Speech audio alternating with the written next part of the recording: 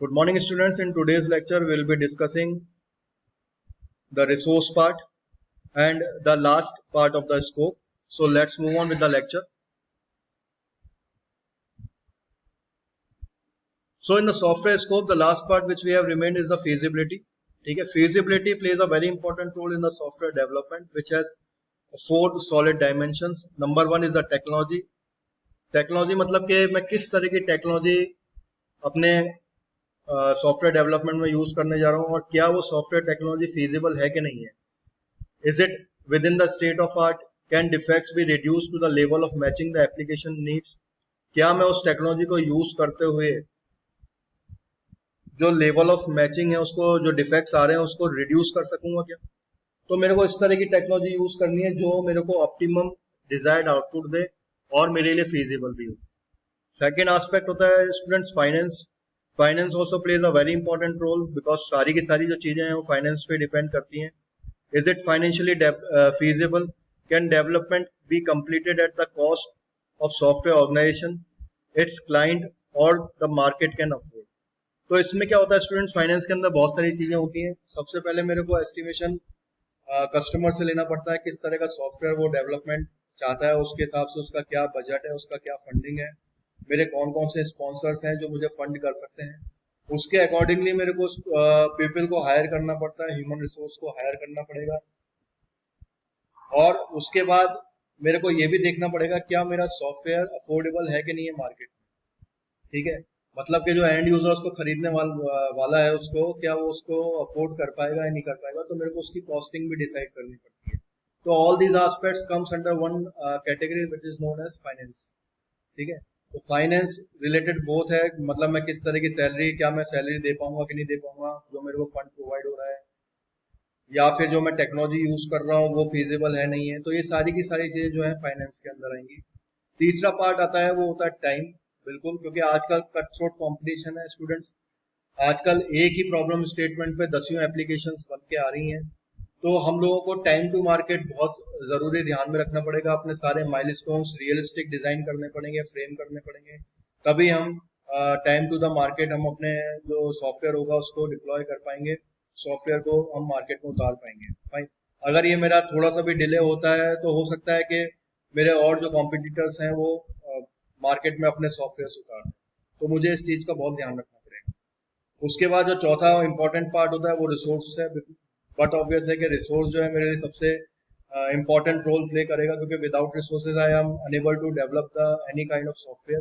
ठीक है, तो रिसोर्सेज के अंदर आज की तारीख में बहुत सिंपल सा लैपटॉप और या फिर सिस्टम आपको चाहिए, प्लस जितने भी आजकल जो सॉफ्टवेयर डेवलपमेंट के टूल्स आ रहे हैं अवेलेबल जो है मार्केट में, most of the software development tools are freely available in the market.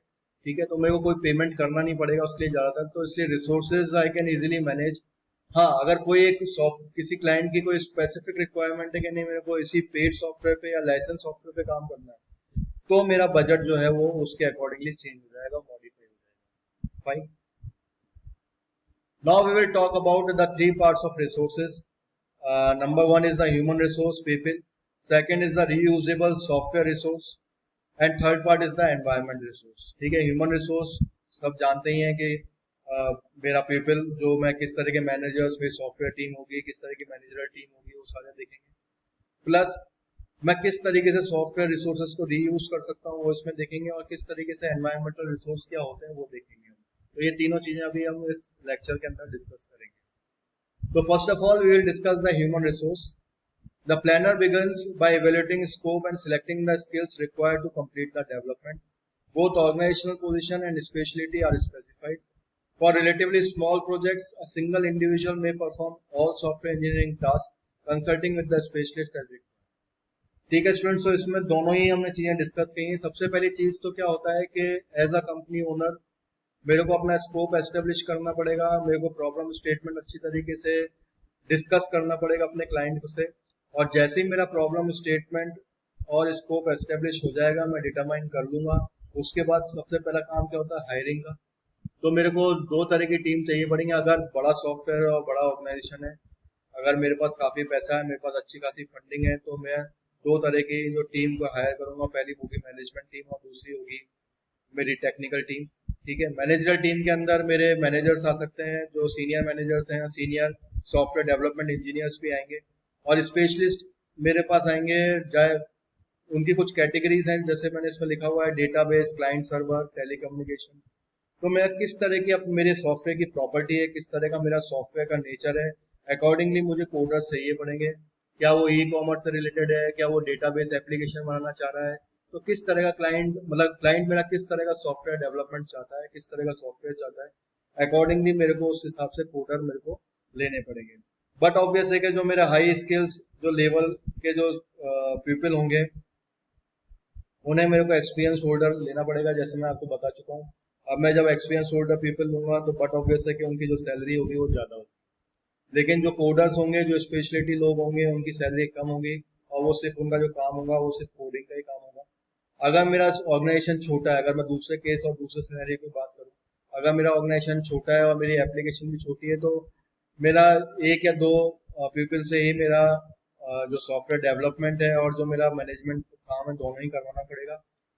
हाँ, बट मेरे को किसी स्पेशलिस्ट से उसको कंसल्ट करना पड़ेगा। The number of people required for the software project can be determined only after an estimate of development effort. ठीक है, एफर्ट का एस्टिमेशन हम अभी आगे लेक्चर्स में इसमें पढ़ेंगे भी सही, ये हमारा पार्ट है सिलेबस का। Fine per month, person per month कितना होना चाहिए वो हम आगे पढ़ेंगे। Now we will discuss the reusable system resource, that is the second part of resource. Component based software engineering CBSE emphasis reusability, that is the creation and reuse of system software building blocks. Such building blocks often called components. ठीक है। अब क्या होता है student, जब मैं software development करता हूं तो मैं रीयूजेबिलिटी पे ज्यादा एम्फेसिस करता हूं, तो ये कहलाती है कंपोनेंट बेस्ड सॉफ्टवेयर इंजीनियरिंग। ठीक है, इसके ऊपर क्वेश्चन आ सकता है, what do you mean by software based component engineering, component based software engineering. तो कंपोनेंट बेस्ड सॉफ्टवेयर इंजीनियरिंग में क्या होता है कि मैं सॉफ्टवेयर को क्या करता हूँ कि डिवाइड कर देता हूँ, जिनको मैं बोलता हूँ कंपोनेंट्स। ठीक है, बिल्डिंग ब्लॉक्स और creation and the reuse of software building blocks. ठीक है, इन बिल्डिंग ब्लॉक्स को मैं बोलता हूँ components. That is categorised in the four part. Benetton suggests four software resource category that should be considered as planning proceeds. ठीक है, सबसे पहले होता है of the shelf component, existing software that can be acquired from a third party or that has developed internally for a past project. Commercial off the shelf COTS components are purchased from the third party and are ready for use on the current project and have been fully validated. ठीक है, तो सबसे पहले काम क्या होता है कि मैं थर्ड पार्टी अपनी सर्च करता हूँ, थर्ड पार्टी से मैं कंपोनेंट्स को परचेज करता हूँ। ठीक है, और उसको अपने करंट प्रोजेक्ट में यूज करता हूँ और उसको फुली वैलिडेट करता हूँ। दूसरा आता है पार्ट में, इसको हम COTS बोलते हैं, commercial of the shelf. Full experience component, existing specification, design, code और test data developed for past project that are similar to the software to be built for the current project. Member of the current project team had full experience in the application area represented by these components. Therefore, modification required for full experience component will be relatively low risk. अब क्या होता है students के, कई ऐसे भी components होते हैं जो या कोड्स होते हैं, कुछ स्पेसिफिकेशंस होती हैं, डिजाइंस होती हैं, टेस्ट होती हैं, जो कि काफी कुछ सिमिलर होती है मेरे करंट प्रोजेक्ट से।